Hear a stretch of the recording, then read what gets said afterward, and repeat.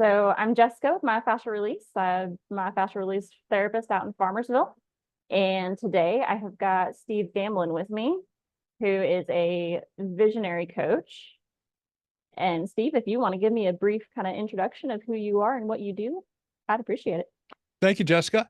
My name is Steve Gamlin. I am about to enjoy my 20th anniversary as a keynote speaker and also a visionary coach. And I work in motivation, inspiration, education, visualization, and any other Asian. And my mission is to make all of the things I talk about as low woo-woo as possible. I kind of work under the banner, I'm blue collar woo. So what I explain, I hope, in our time together today, helps your viewers and listeners understand in a very concrete, roll up your sleeves and take action way how visualization works and how it can benefit their lives. I'm excited to talk with you today. So the first thing I'd really like to get into is what is visualization and why is it important for us? For me, visualization is being able to see not only what you want to have in life, but the version of you that you want to become. And I say that a lot with vision boards. And so many people say, Steve, I made a vision board. I go, send me a picture. And what I see most often is the Lamborghini, the yacht, the mansion, the private jet, the helicopter, the big honking gold watch, and the bank vault full of gold bars and pallets of cash. And I always say the same thing. I go, you know what? There's not a single thing wrong with any of those, but that's a delightful letter to Santa Claus. Who do you want to become in this? What's the best version of you that's going to take to be able to achieve these things? Nothing wrong with any of those things. But what I do is help people to understand at a level of all of their senses, what do goes look like, feel like, sound like, smell like, taste like, creating the vision of the best version of you and how all of these things have their own story in your life of how you achieved them, who you're going to be when you get there, and how you go forward from that and how you go to a next level, But it all comes down to not just that one thing, material goods, but actually 8 areas of life that I teach people in a very basic personal development tool called the Life Wheel. And we can get into that in the call as well, but it's not just stuff.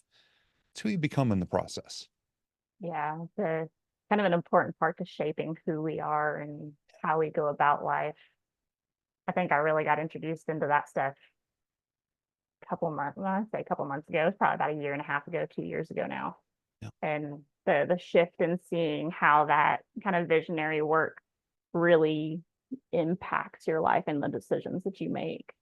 Yeah. I get a lot of wow moments when I start asking people questions. They go, never thought of it that way. I'm like, well, no, you can. Oh yeah, definitely. So tell me kind of your story, what got you into the visualization and really kind of those life-changing moments for you. Yeah, it actually all started, even though I didn't realize it at the time, when I was 11 years old. I wanted to be a radio DJ, a stand-up comedian, an author of my own books, and a teacher of people, but not in a classroom. I wanted to just have an impact on people in their lives. I didn't want to teach kids because I used to be a kid and kids don't pay attention. But I No, wanted to totally. impact lives. And so what I started to do was write my own little stories and make my own little books at the time. I used to love to make people laugh. And I wanted to be a radio DJ like Dr. Johnny Fever from an old, and I got a few birthday candles on you, TV show called WKRP in Cincinnati.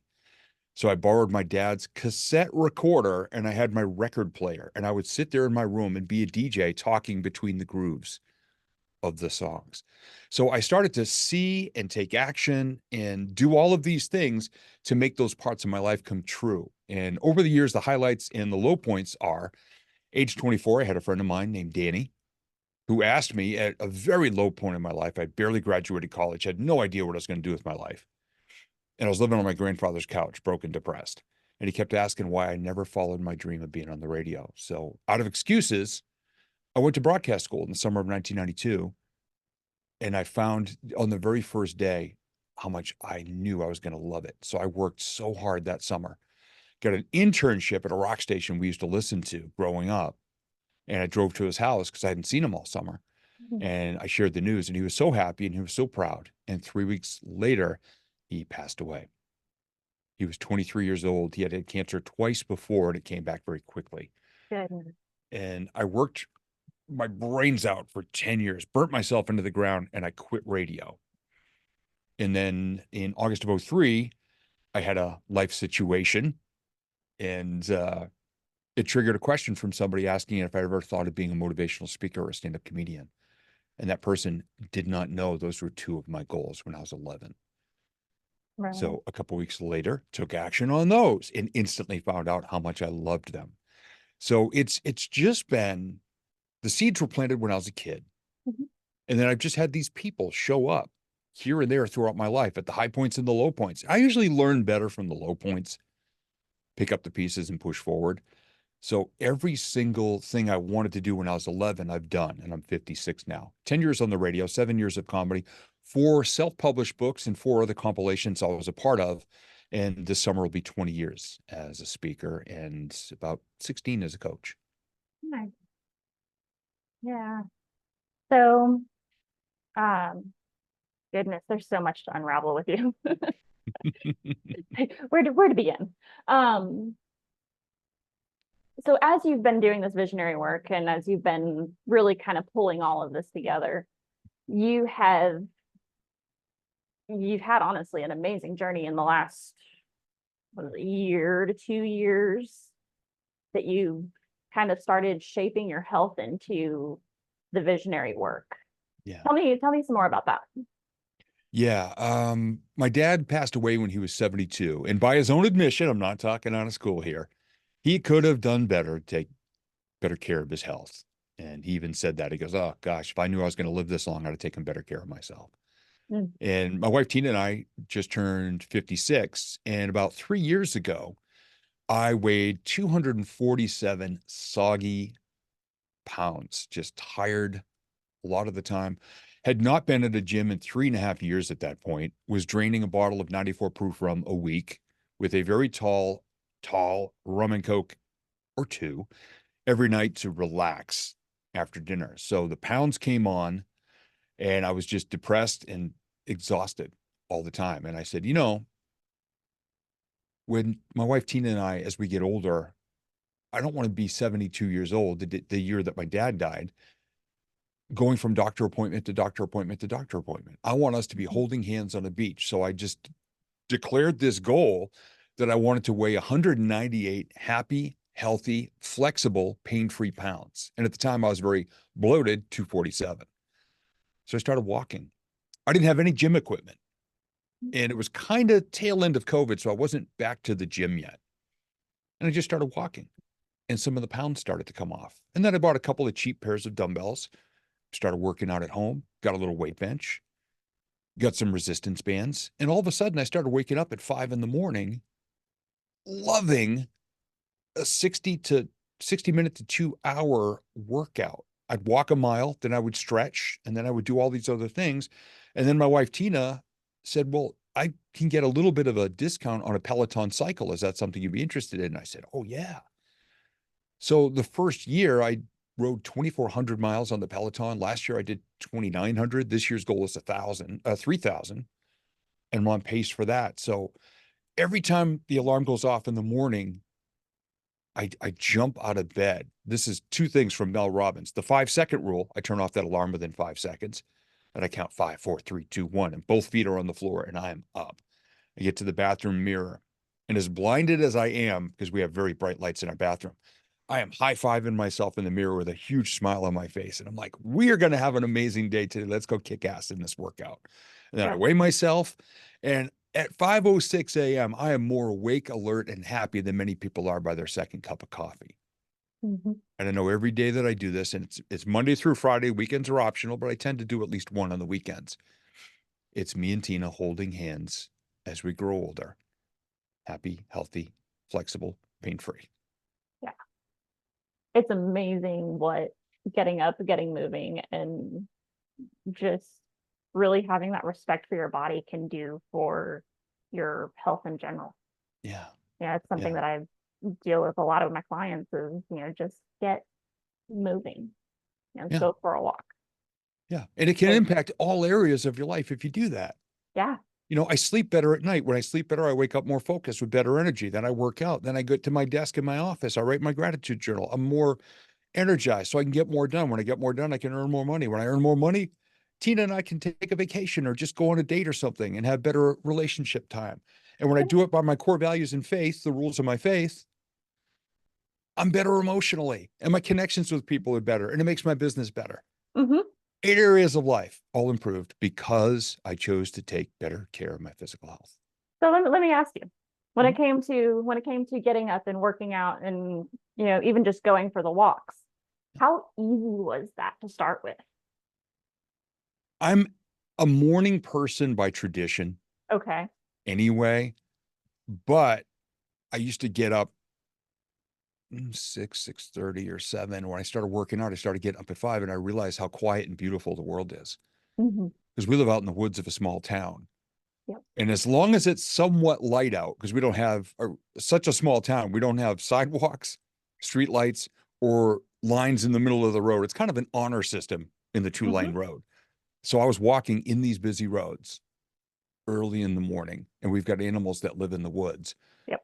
But what I found out was when I had no earbuds and I just listened to the world, I was so much happier every morning just being out there at the early roads anyway, before I got to the main streets, all by myself with this amazing world to listen to. And there were birds. I had a deer run across the road in front of me one time. It was absolutely gorgeous.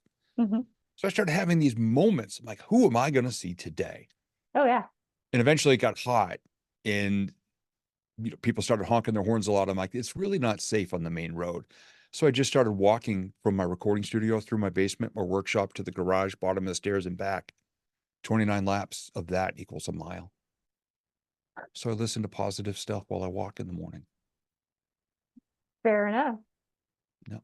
Yeah, that's one And of the things I ran for a long time. I kind of quit running just to focus on some other strengthening aspects yeah. back in February. But that was my favorite thing about running because I'd leave out of here at 4:30, 5 o'clock in the morning.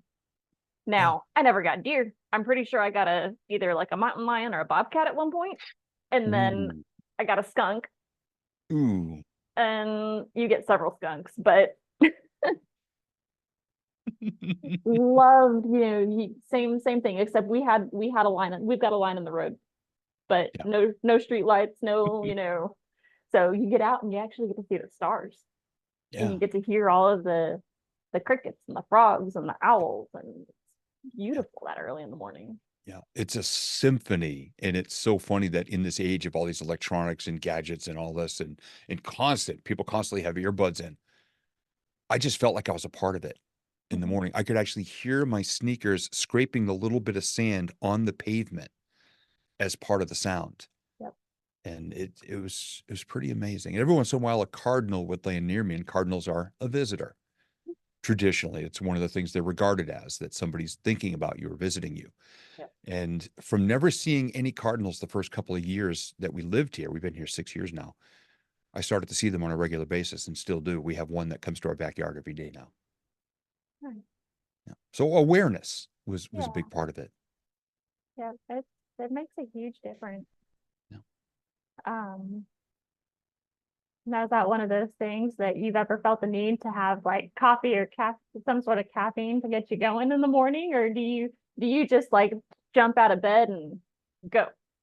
I jump out of bed and go, but usually by lunchtime, I would start, you know, the head would tilt and I would snap up. And did anybody see that? Okay, good. No. So for 16 years, up until last November, I had a little bottle of 5 Hour Energy every single day, pretty Oh much. goodness. It's it was a good pick me up, but then it became an addiction because all I had to do in my mind was close my eyes and see the label and I would yawn. And I'm like, well, that's not good. We're now conditioned for this. So in November, I talked to my health guy. I just gone through a cellular detox at the time. And I said, yeah, I drink a little bottle of 5 Hour Energy every day. I go, but it's not like I'm drinking Monster or Rockstar, which is all sugar and caffeine. He goes, so Uh-huh. what you're telling me is I just drink beer. I don't snort cocaine. And I went, okay, it's not good for me. The caffeine was not too bad, but all of the other stuff, basically, it had enough vitamin B to make a dead rhino tap dance. And it was Yeah. starting to work against me because it wasn't even helping anymore. So all the chemicals were still going in, but I wasn't even getting the benefit. So I just cold turkeyed it. And in Mhm. about 3 days of drinking a lot of water, the craving for it was gone. I haven't had one since. Oh, really? That fast, huh? Nice. Yeah. Yeah, there's those energy drinks. And even the B12, everybody thinks that the B12 is, oh, it's a vitamin, it's good for us. But usually the B12 that's in those is usually a highly processed B12. Yeah. And so Yeah. it's even still one of those ones that you're like, not that kind of B12. Yeah. So basically we have a mantra now, me and my health guy. It's like, yeah, no more pomegranate cocaine. We're good. Okay, yeah. Yeah. Yeah. You start really kind of honing in on, those things that, well, this is better than, and then you really Yeah. start looking at it and you're like, wait a minute, Yeah. maybe not so much. Yeah. So now with this other person who's a good buddy of mine, every time I'm at the store and there's a rack of the 5 Hour Energy, I pull out my camera, make sure there's no, little old ladies or little kids watching because I don't want to be a bad example. And I just stick my middle finger up in front of the bottle and I take a picture and I send it to him kind of as an accountability thing. Yeah. And he always says the same thing. He goes, "Oh, I love seeing those pictures." I'm like, "I know. If I can get 12 of them, I can make a calendar and send it to him." But it's a good accountability for me. And it brings humor to the fact that I said no to something that was no longer serving me. Because And sometimes we fall back, the stimulus might be there, we fall back into a habit. So it's been since late November, I haven't had a single bottle of 5 Hour Energy, and I'm about to celebrate 39 months without a drop of alcohol because I just one day, the same day I joined Apex, May 4th, 2021. okay, yeah. I looked at that bottle that night, gave it the finger, and I said, nah, don't feel like it. Haven't had a drop since. Nice. Very good. Congratulations. Thank you. That's a big step for people, Yeah. especially with as much alcohol as you were saying you've had earlier. Yeah. It was a very tall drink every night. So what, Sometimes two. yeah, what made that shift with the alcohol? Was there like a discerning moment for you where you were like, this isn't this isn't bettering me. This isn't serving me anymore. It's time to cut this out. Yeah. I knew I'd been putting on some weight and we went over to dinner at a friend's house. Of course, we had a drink or two. And I went to use their bathroom and I saw that they had a scale and we didn't own a scale. So I hopped on the scale and I go 237 or 238. And I go, well, that's not too bad. I thought it was worse than that. So get back to the table and we're laughing and joking. And I said, hey, I just took a spin on your bathroom scale. And our friend Krista goes, what did it say? I said, 238. I said, that's not too bad. She goes, it's off by 9 pounds. And she kind of like did that face like, I'm so sorry. And I go, so let me guess. I don't weigh 229. She goes, no, you weigh 247. And that number scared the hell out of me because then I realized, I mean, my face was bloated, my neck was puffy, had weight on the side and belly in the front and all that. And just, it had crept up. Mhm. Didn't like the way I was feeling, but it had crept up and I hadn't been scared until I heard that number. And it was right about that time that I said, okay, going to start walking, going to put down that rum, tell everybody to sell their shares of stock in the rum companies. And it was hearing that number. I knew it was bad. I didn't know it was that bad. That was the heaviest I've ever been in my life. And I'm 6'2". So I could kind of carry it and hide it a little, but not with my shirt off. Yeah, that's a big thing because that the alcohol impacts so much beyond just, you know, Yeah. just that day after hangover. It Yeah. impacts hormones and your physique. People Yeah. don't realize how much it can affect, and then it even translates over into the mental health side of things. And it did. It's a depressant. It's or a suppressant. It's supposed to bring you down, which typically, if you're depressed, can make you even more depressed Yeah. and more anxious if you already have anxiety. Yeah. And it So, did because okay. that was a period of my life that I now refer to as 3 deaths in a pandemic. In a short couple of years, we had the pandemic, which wiped out both of my businesses because they're both event based. I owned a Okay. DJ business for 28 years, and that just disappeared off the map for 7 months. Yeah. Not a dime of income for 7 months. And all the speaking events were canceled. Yeah. And I lost my dad. And we lost our little dog, who was a Oh. rescue named Super Teddy, who I pimped out and made famous. And I lost my closest mentor, who was the guy who built the entire everything digital behind my speaking business.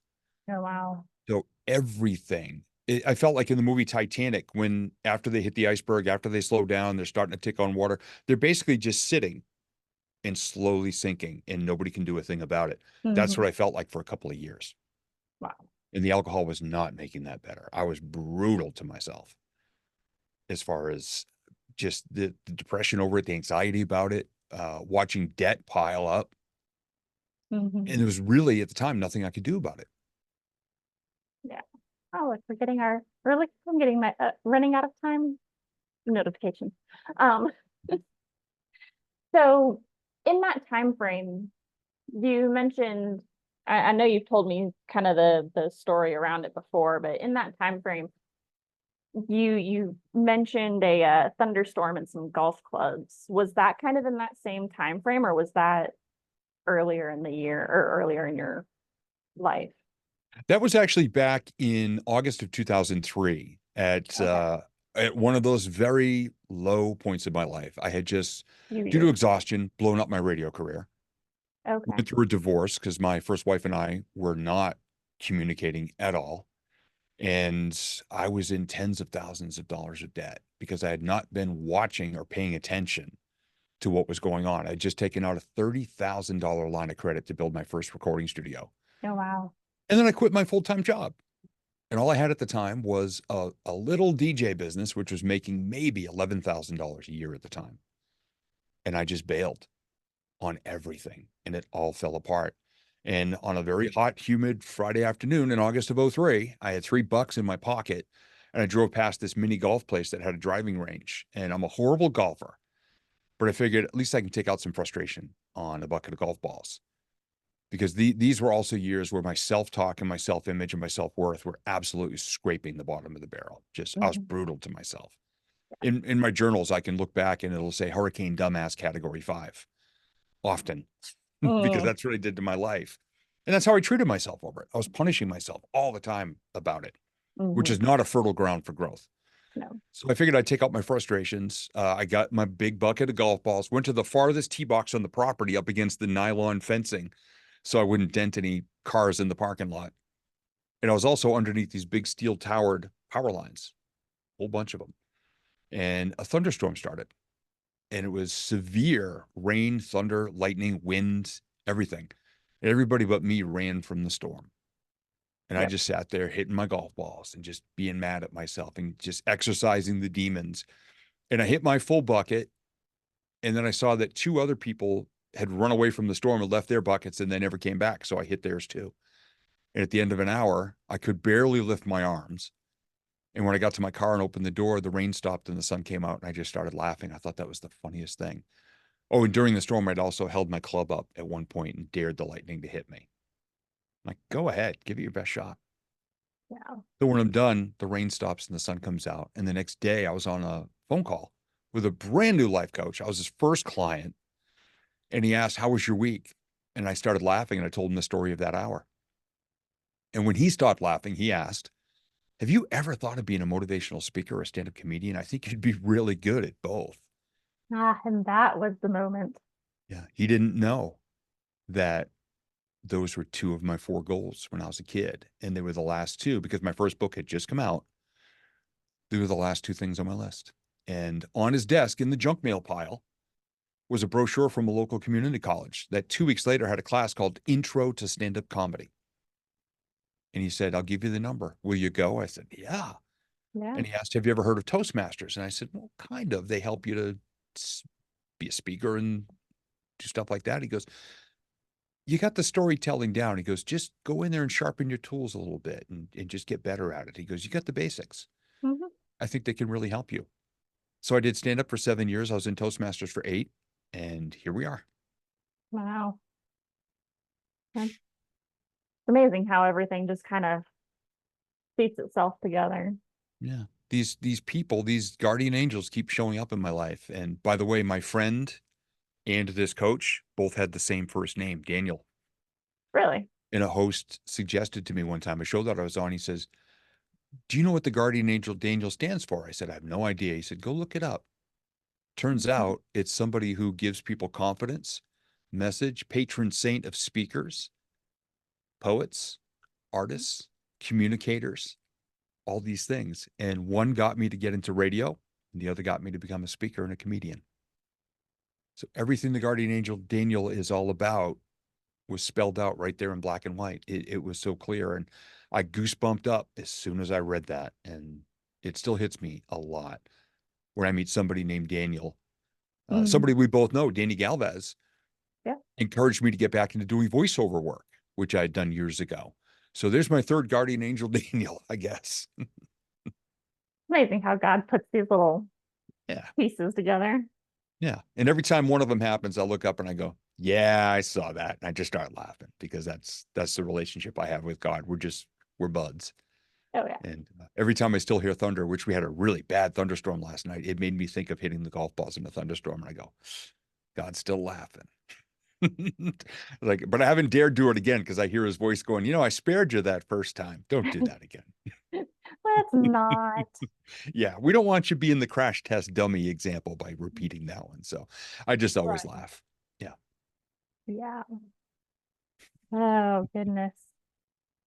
So when we put this visionary work with life in general, how does this how does this kind of connect the bridge and allow us to get that betterment where we go from that kind of down in a hole to starting to change things.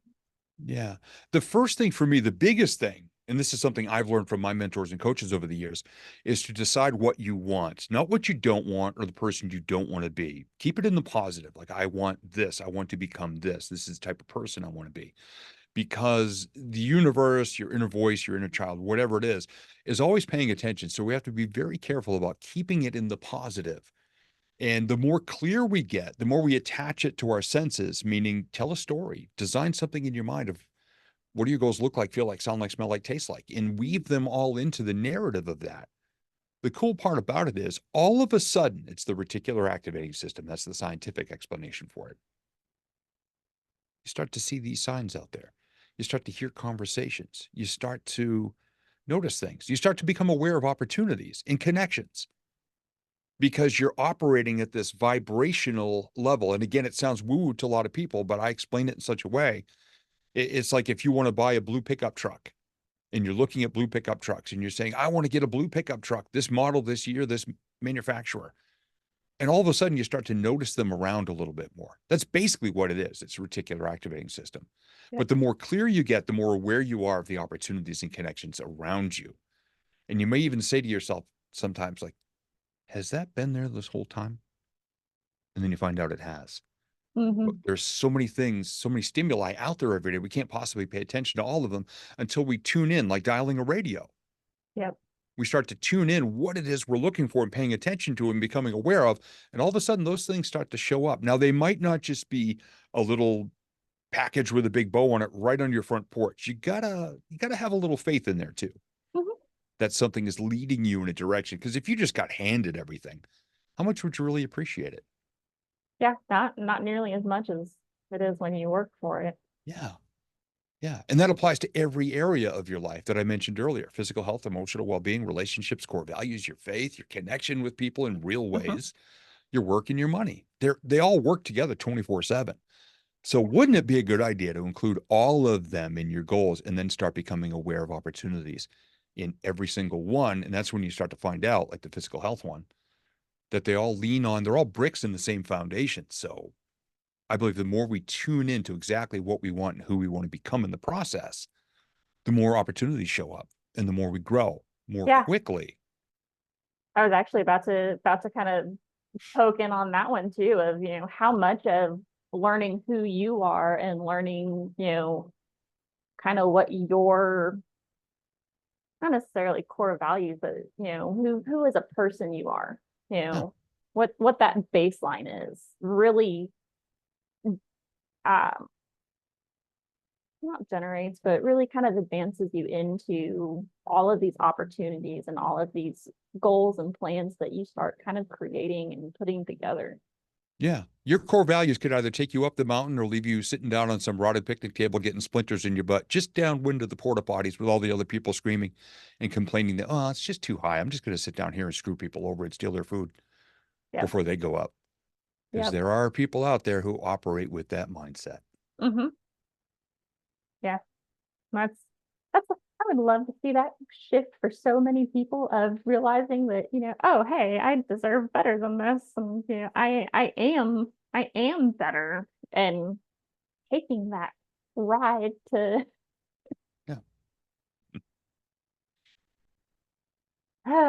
but yeah, so now that we're back and reconnected again, um, just, getting people to understand kind of where that self-worth really propels them into those goals and those opportunities that the universe, God, or what they've worked for will present. Yeah. And your self-worth and especially your self-talk, so much power, more than most people believe. Yeah. And, just because I became a speaker, just because I became a comedian, does not mean that all that bad self-talk went away. It was another 9-year journey after that. And I wondered why my business wasn't taking off and things weren't leveling up for me. I was still that person taking shots at myself. So it And took and this you 9 years to get that. oh yeah. And Wow. because I could be funny, I just shouldn't have been making myself the target of all these things. And I did because humor came so easy to me. And I thought because audiences are laughing, I'm doing great. And then a good friend of mine, my buddy Chris, who I just met at the time, had me speak on his stage at one of his events. It was a 3-day event. And I spoke all three. I was the only person who spoke all 3 days. Mhm. And on the third day, I woke up, I was running out of material. I was in a bad mood or something. I went on this self-deprecating 15-minute storytelling, almost a rant, but I was just flogging myself for public display to get laughs. And he pulled me aside at the end as soon as everybody left, and he staged an intervention. And he put me in the center and had him and the other 5 presenters in a circle, and they beat the hell out of me for destroying myself in front of an audience. He goes, bro, these people loved you until today. He goes, you were amazing the last 2 days. He goes, you just destroyed all your credibility and your Mhm. reputation in the process. And if I ever hear you talk about yourself like that again, you're not welcome on any of my stages ever. And we're no longer brothers. Yeah. That was June of 2012. That was the Okay. day that Not too that long ago. changed. Yeah, 12 years ago. And that was the day that the light finally cracked through the dark clouds and I got it. Mhm. So I still use a lot of humor and I'll still tell, things that I did, but I don't frame them in such a way that I'm a moron anymore. Right. It's Yeah. this is where I was. This is what I did. This is what I learned. This is where I am now. So that people can resonate with that. See, there's redemption after it. I've got an old speaking story called Some Days Your Phoenix Rides a Pogo Stick, meaning the phoenix rising from the ashes. And I go, yeah, I've been up and down and up and down. But here's the thing. If you learn something from it and you take off in a more positive flight next time, you're going to fly higher because Mhm. every time you burn your tail feathers off, it's a learning opportunity. But when your tail feathers grow back, they're more beautiful, the colors are more vibrant, and they're stronger. Yep. If you're paying attention. Otherwise, you just keep repeating the same thing over and over. So I get, Definition as of long as I insanity. bounce higher every time, I'm good. It's not Mm. that I never screw up or mess up my life anymore because everybody does Yeah. potentially. It doesn't wreck my life. It gives me a good story to share on stage. Right. That's how I see it now. I think that's where a lot of people get caught up in that, is that they think that just because it's funny, Yeah. it's not completely, crapping on their self-image. Yeah. That was And I hear my new speakers do it all the time. And they'll say, oh, just make fun of yourself. It'll endear you to the audience. I'm like, yeah. be careful. There's a line. Hmm. There's a line. Just be careful. Just make sure you don't believe it. That's the thing. Yeah. Because that's a push on the down elevator, big time. My mom, when growing up, she'd always tell me, there's an ounce of truth in anything that you say. regardless of how much you might think it's funny or, don't believe it or just saying it to be funny, there's an ounce of truth in everything that you say. Yeah. And And that, the audience may see that you're kidding, but your inner self doesn't. It mhm. can't discern between the positive and the negative. So if you're saying it, that's what you believe Well, and on the why inside. do you get scared when you're watching scary movies? Yeah. Your body doesn't process, or your brain doesn't process, oh, this is fake, and this is real. Yeah. When Yeah. the scary man comes out of the closet in the movie and you still jump, Hmm. it's the same thing with your thoughts. Your brain Yeah. still processes it the same way. Yep. Yep. Exactly. It's real. To Hmm. to your inside mind and your inner child or whatever you want to call it, it's real. Yeah. So we just have to be careful. That's all. Be aware. Mhm. That's all. Yep. So do you that outside of awareness, do you have any advice to somebody who needs to turn that self-talk around? Where Yeah, it's there's an not so exercise that negative. I do with people when I first start working with them. I said, okay, get a pen and a sheet of paper and write down 1, 2, 3, 4, 5, 6, 7. They go, okay. I go, now put it in your bathroom. Whatever time you start your day for the next 7 days, here's an exercise I want you to do. I want you to look in your mirror, start at the top of your head and just look downward and downward and downward and downward. And as soon as you see something about yourself that's kind of cool, kind of interesting, kind of unique, kind of fun, kind of sexy, write it down for that day. And I always tell people, I said, look, I'm going to give you the first day because most people are really uncomfortable doing this. They just I would feel weird. imagine. I said, start at the top of your head. And when you get to your feet, if the only thing you can say is, well, hell, at least my socks match, write that down. But the next day, you have to pick something different. And that one usually gets people to laugh. And Yeah. sometimes around the third or fourth day, I'm getting DMs from people going, hey, Steve, you know what? I have really cool eyes. I'm like, yeah, I knew that. I'm glad you see it. Or when I smile, I get these really cute dimples. Or, hey, my ears are pretty cute. Or, one of mine, when I first started doing this, I had started to lose weight. I'd been about 15 pounds down. And one day I looked in the mirror and one of our lights had gone out. So I reached up to change the light bulb and I saw my chest at the time and I go, oh my God, those are ribs. I can see them. you Yeah. know, I'm like ripples in my chest that aren't fat. They're ribs. Hello, boys. I haven't seen you in a while. And I still smile when I say that. That was like almost 3 years ago. Hmm. So it's having that intentional, take a really hard, honest look at yourself and realize that you've got some really cool, amazing things that are so unique to you that if you just, even for that 7 days, you claim those, keep going if you want, but to just realize how much value you've got and that you should honor it. It doesn't mean you're egotistical. It doesn't mean you're arrogant. It just means Right. you're honest. Hmm. Yeah, yeah, I find that a lot of people struggle with that, where it's, they border on that, mm, almost too humble. I was there for a long time myself. Yeah. Don't really like this, and oh, it's not that pretty. Yeah. Yeah. I'm not that pretty.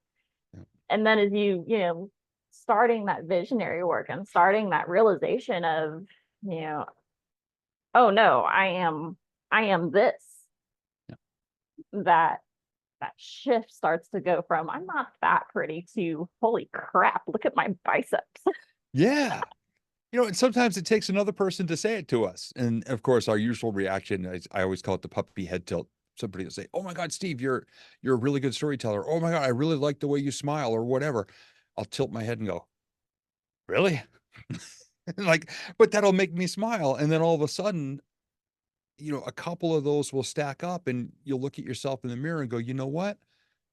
It is kind of unique and it is kind of Mhm. different. And I created a meme, oh gosh, 2013. One day I just was not feeling it in front of the camera. And I did 10 takes on a video and just hated each one. I was picking myself apart. And so I took a picture. I had a piece of firewood in my hand because my brand is Motivational Firewood. And I just kind of did one of those, like, I don't know, poses. And I had the camera with a timer, took my picture, and I made a meme. It said, hair not perfect, face not perfect, brain not perfect, smile not perfect, body not perfect, kicking butt anyway. Yep. And that has been one of the most popular, reshared, liked, commented on memes I've ever created because people identify with it. Perfectly imperfect. Yeah, that's just exactly perfectly imperfect. You are this amazing combination of everything. Mm-hmm. You know, how you look, how you sound, your emotions, the energy you put out there. And I Yeah. said, you know what? No, none of these things are perfect, but here's my mission: be perfectly imperfect and leave plus signs trailing behind me everywhere I go every day. Yeah. I just want to have a positive impact. And I don't have to be perfect any other way. This is as real as it gets. Mm-hmm. Where I can go out there and put these little ripples into the world every day instead of picking myself apart saying, well, I can't do that yet because it's not perfect. Yep. I'm That way imperfect and I am having a ball doing what I do the way I do it. I think that is one of the most freeing things that any human can find is accepting that imperfection. Yeah. You get so many people who, are worried about what the people in the line behind them think. Yeah. Once you get to that point where you just, it's not that you don't care, but you literally are just, you're proud of who you are as a person. Yeah. Yeah, Yeah. sure. Maybe that's wrong. Maybe this is wrong. But in the grand scheme of it, it makes you who you are. Mm-hmm. And Yeah. that imperfection, that realness is what allows you to go out into the world and actually make a difference. Yeah. And when a lot of us start, we do try to look and sound like everybody else. And I see that in the speaking world. I see new speakers and they put up these big flowery motivational things, which I did early on. I was trying to sound like Tony Robbins or whatever. And every once in a while, I get reminded like, hey, Steve, 17 years ago, you posted this on Facebook. And I look at it and I go, what kind of motivational guru riding a unicorn across a blue sky, farting rainbows BS is this?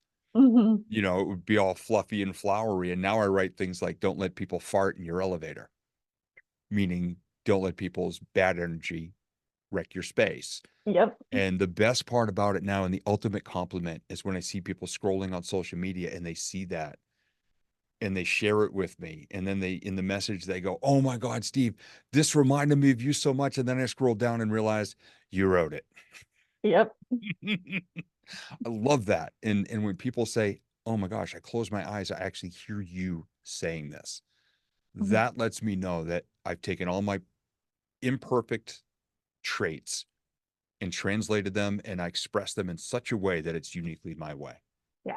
On stage, off stage, backstage, Doesn't standing matter. on the street corner or walking Yep. down the Captain Crunch aisle at the grocery store, I am the same exact person everywhere. Now, one of the things that you had mentioned before we started recording the call was the person at the grocery store. Since Yeah. we're talking about that awareness and that impact on who we are versus other people around us. Yeah.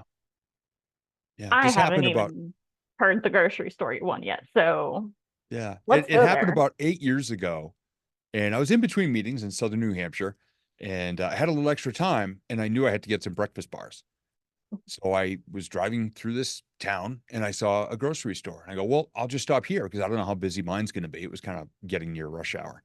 So I ran in there. I go to the Captain Crunch aisle. That's what I always call the cereal aisle because Crunch Berries was my favorite cereal as a child. Fair And enough. I am an organ donor and I will leave the roof of my mouth to somebody who ate too many Crunch Berries as a child because it destroys your roof of your mouth. And I'm walking down the cereal aisle and a gentleman walks past me and then he turns around and he goes, hey man, you're that speaker, right? And I turned around and we're the only two people in the aisle. I said, yes, sir, I'm a speaker. What do you remember? And he said, the monster truck couple, which is one of my key stories in my stage presentation. And it's all about wherever you are, focus on the people who are super excited to be there. Mhm. And I said, what do you remember about it? He says, I remember the picture you had on the screen. You had like stands at an event. Up top, he says, there's empty seats because those are the people who don't show up for you. He goes, down in one of the corners, there were two guys that looked like they didn't really care to be there. He goes, but then there was that man and that woman going, yeah. I said, all right, what'd you do with the lesson? He goes, a week after that event, I had a job interview, and this was an event for 80 unemployed people. It was an unemployment networking group. Okay. Yeah. I did 43 events for the state of Mass and state of New Hampshire, all for free to help these people. Mhm. And he said, I had a job interview a week later, and there were 3 people as a panel interviewing me. He goes, I knew which one from the first question was the monster truck person. So I engaged heavy with that person. We had a ball, and I got the job. And then he held his hand out. He goes, man, I never thought I'd see you again. I said, when was this? And he goes, 3 years ago. And he saw me in the grocery store and remembered me Yep. because of that and the impact a plus sign it had on his life. And I was so honored. I still am. Every time I talk about it, I feel it again. Mhm. So honored that I was willing to get up on a stage and be perfectly imperfect in my own way, Yep. knowing why I do what I do, which is back to my friend Danny, who died after I followed his advice and believing in me to follow my dream. I want to be that person for every person in my audience, from the front row to especially the shadows and the back row. I Yeah. want to reach all of these people because that's where I used to sit and hide from the world and not believe in myself. Mhm. And using that imperfection to Yeah. positively impact. Yeah. And that's huge Yeah. There to are get. days, there have been events where I'm the only person who's not up there going, rah, rah, rah, buy my stuff. I'm up there telling stories and laughing with people and involving them. And it seems to be working. Mhm. And I'm having a ball doing it. Yeah, it's doing it your way. Yeah. Yeah. That's where I turned around with wanting to go through and interview people and start that process. And I told myself I wasn't allowed to do scripts Yeah. because I knew it. I knew if I tried to script it even just minimally script it, Yeah. that I would try to pull from other people and try to you know let me do it more like this person. Let me try to bring in some of the Yeah. write down a couple basic questions of things that I want to make sure I cover and go from there. Yeah. The way I see it, we're playing volleyball. Yep. It's your show, so you serve, I hit it back, and something about the way I hit it back triggers you to ask a question, Mhm. and you hit it back to me, and then I hit it back to you, and we get a really good volley going, which is my favorite part of volleyball. And then when we run out of time, one of us spikes it, but here's the cool part, we both win. Yep.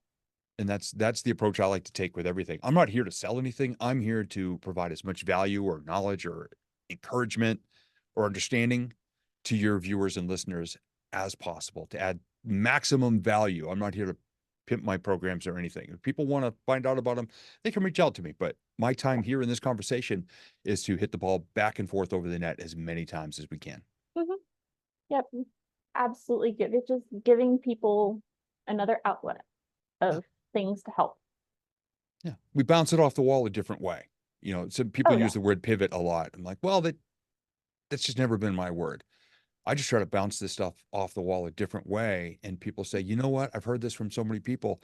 The way you said it, I actually understand what you're talking about. Yeah. That's why I do what I do the way I do it. And I think that visionary part is what a lot of people miss when it comes to that healing process Yeah. because we don't realize how much our thoughts and our emotions can impact how we heal, whether it's healing slower, whether it's healing faster, whether it could create an entire placebo effect of once you start getting everything sorted, suddenly you're like, oh, wait a minute. I didn't even do anything and the pain's gone. Like, what happened? Yeah. Yeah. And The focus and then the followed by the action and knowing your why. That's a really important part, is knowing why you want what you want. Mhm. Will bring you to the right places and acknowledging that you've got progress and not just going back to that old default language of, I'm not smart enough. I'm not good enough. I'm not healthy enough. I'm not pretty enough or whatever. We can destroy our own progress. It's like we cut down the trees that cross our own paths. yeah. A lot of times people do that. And COVID was something. It was a big clump of trees that fell across the path. You know what a lot of people did? Well, I guess this wasn't meant to be. They turn around and they walk back down the mountain, forgetting that if they just believe in themselves and stay connected to what's on the other side, the better version of themselves, Mhm. they can climb over, they can dig under. And what I tell people is look, these are trees. You can walk to the right or the left. Eventually, you're going to come to the treetops or the roots and you can walk around. Now, it may put you in a different part of the mountain, but you could also meet really cool people there who are willing to do the climb as well. Mhm. So instead of knocking the trees in front of you and then saying, well, I guess it wasn't meant to be, keep going, keep growing, keep showing up, Yeah, and just sometimes, keep going forward. yeah, sometimes those paths that you weren't expecting to have to take are some of the most life-changing and beneficial paths you can find. 100%. I mean, I attribute there was a little short Italian man, complete stranger. I knew him for a week. The only reason I met him was because it was raining. It had been raining for several months. I wanted to go ride my horses, and there was a 2-day clinic that was in a covered arena that was $150. Wow. I was like, I don't care how bad he teaches. It's dry ground and a place I can ride. Yep. I knew this short little Italian man for a week, and he turns around and says, what are you doing with your life? We Wow. talk for about another week. 2 weeks later, he's paying to put me through school.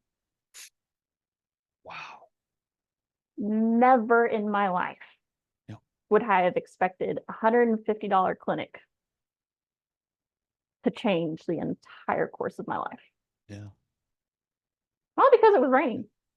Yeah. And that's only $147 more than the investment that changed my life. So, and when it comes, I love hearing stories like that. I mean, first off, just seeing your face as you were reliving that, not telling it, reliving it was Mhm. amazing. But it goes back to, and I'm huge on music and lyrics and how amazing and powerful they are. In the Beatles song, All You Need Is Love, in the third verse, I believe it is, it says, there's nowhere you can be that isn't where you're meant to be. It's easy. All you need is love and presence and understanding and awareness. Those words Yeah. just don't rhyme as well. But you were supposed to be there. You're supposed to see that opportunity. It was supposed to rain for days, if not weeks on end, Yep. for you to say, look, I really want to ride. And here's an indoor place. And all of a sudden, here's this person who changes your life. I mean, my Mhm. wife, Tina, and I just celebrated 17 years together. We went to high school together. I had a crush on her for 3 years, but never had the guts to ask her out. Oh, really? And we graduated in June of 1986, didn't see each other or speak to each other for 21 years. And by then I had, radio, marriage, and then destroyed it all. And when I Wow. started with visualization and vision boards, I started building my dream relationship. But I also knew that I had to become a better version of myself before that would even be possible, before I even pursued it. Mhm. I wanted to be a better person, more confident, more communicative, because I'm a person, if things are bad, I just shut down and I don't communicate. Well, that lets things fester, which is what wrecked my first marriage. Yeah. And when I felt I was ready, and I built this 2 or 3 vision boards of couples enjoying the type of relationship I wanted to have. Mhm. Holding hands at the railing of a ship at sunset, holding hands walking on a beach, laughing in the kitchen, cooking together. And in early June of 07, I wrote in my journal, I'm ready to fall in love. 10 days later, from 1,350 miles away, someone named Tina sends me an email. And I almost deleted it because I thought it was spam. And the next day I opened it up and realized who it was. And we've been together ever Oh, since. wow. Because it turns out she'd felt the same way in high school. Mhm. She had also never said anything. So 10 days after I write down, I'm ready to fall in love, I've done the work to be the best version of myself, she showed back up in an email. And we've been Yeah, together ever since. that's crazy. Yeah. And I And still tell her, if you ever end our relationship, just know you are going to demolish my speaking career. And she goes, oh, I know. like And she has this everything said evil so little far. laugh. It's amazing how bringing all that together and using that visionary work Yeah. really takes you to where you want to go and need to go. Yeah. May We not just be got the back path. from our third cruise too, and hold hands at the Oh, railings. We cooked dinner together, and we have all this time. Well, since she moved back to New Hampshire for 10 plus years, we cooked dinner together at least 4 nights a week. yeah. But all of these things are exactly is the most open and honest relationship I've ever had as well, and communicative. Mhm.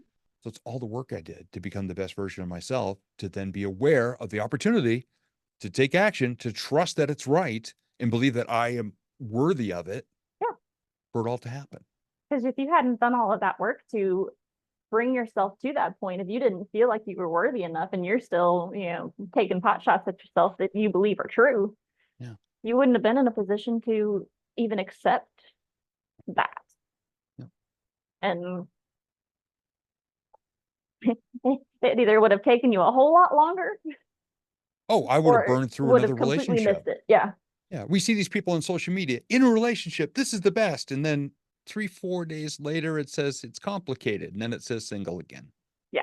Then a couple days later, in a relationship, I'm like, oh my gosh, Mhm. would you let your tail feathers grow back instead of just like duct taping a feather duster to your back?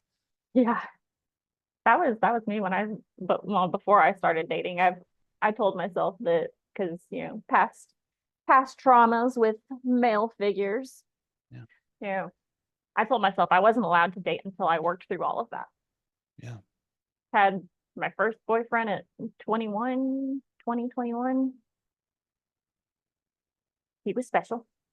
Um, and that lasted a couple months because I turned around and I was like, even at that point, my self-worth wasn't great, but I was working on it.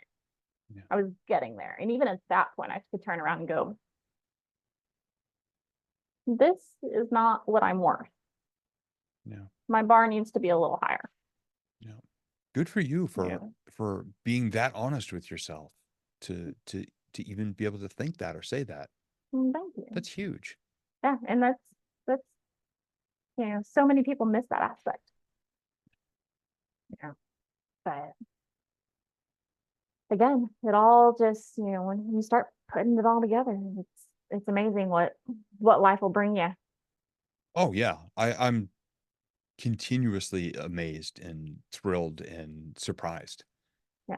even at some of the things that have happened to me and for me and that I get to be a part of. And, another little just idea from when we were kids. My mom wanted to buy a building and have homeless veterans move into it and take care of it, and remodel it, and grow a garden, and get jobs, and have addiction counseling, and all of these things, and have spiritual portion.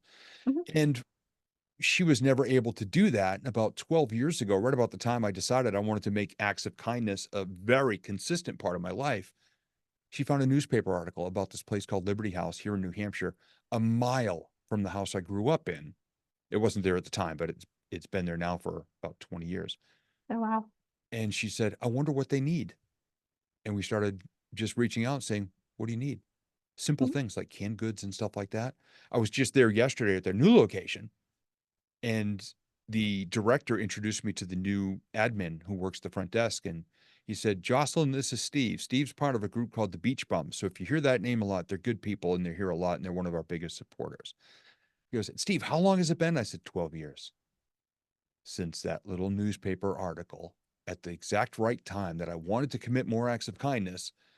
So myself, my mom, my stepmom, my sister, my wife, Tina, and a couple friends of ours started to do acts of kindness.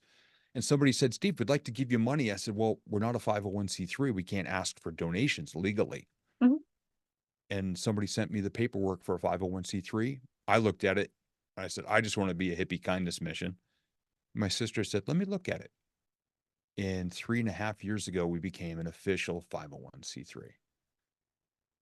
That's from that little awesome. dream of just wanting to do nice things to now it's an official nonprofit. That's cool.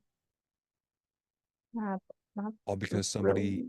asked if they could give us money and someone else sent us the paperwork because I Mhm. had no idea how to pursue it.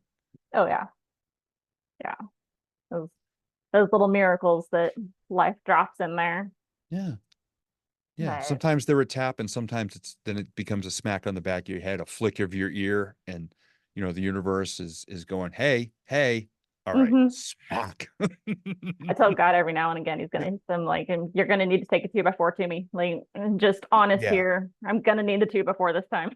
Yep. And I've told Tina that before. She goes, well, what would have happened if I didn't tell you how I felt? I said, I wouldn't have known Yep. He goes, you Would have really gone over never my knew head. how I felt? I go, no. I said, you have to write a sign that says, I like you.